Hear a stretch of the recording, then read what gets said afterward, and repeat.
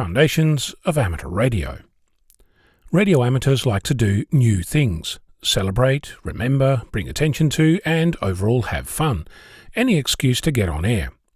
One of the things that we as a community do is set up our radios in weird and wonderful places.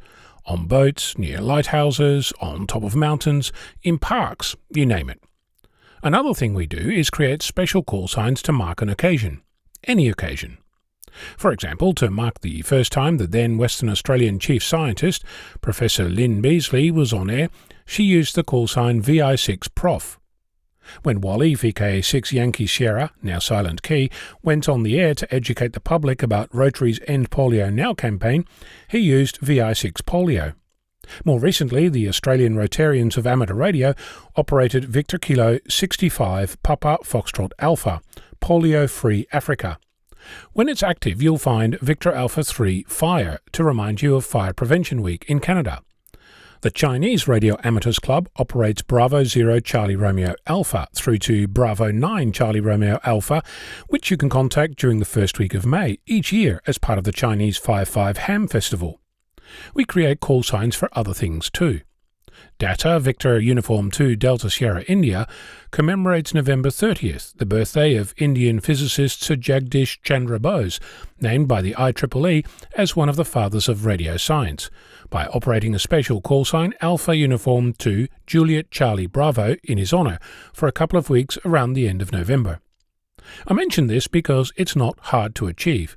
It's called a special event call sign, and many, if not all, amateur licensing authorities have provision for such a call sign. Rules differ from country to country. Some say that the call sign must be for something of special significance to the amateur community. Others require that it's of national or international significance. In Canada, for example, if you're celebrating an anniversary, it must be a minimum of a 25th increment. Different countries have different formats. The USA, for example, issues temporary one-by-one calls consisting of a letter followed by a digit followed by a letter. The UK offers GB and a digit followed by 2 or 3 letters. There's also special event stations which can have a format like GB100 RSGB.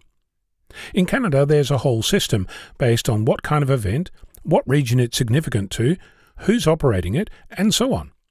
In the Netherlands, you can have a normal prefix followed by at most 8 characters and an overall maximum length of 12 characters, and you can have it for at most a year and only one at a time. In Germany, you can use a standard call sign pattern with a 4 to 7 character suffix, but only for a limited time. In Australia, there's the traditional VI and a digit, followed by any number of characters, but remember, if you make it massive, getting it in the log is not always easy, and using a digital mode like FT8 might not work as expected. Whatever you want to commemorate, celebrate, or bring attention to, remember that your call sign is only one part of the process. Consider who's going to actually operate the call sign. If you're going to issue QSL cards, if there are awards or a contest associated with the call sign, if there needs to be a website, if this is a regular thing or a once-off. Another thing you need to consider is how you're going to publicise this call sign. There's no point in going to the effort of obtaining a special event call sign with nobody knowing about it. That's the whole point.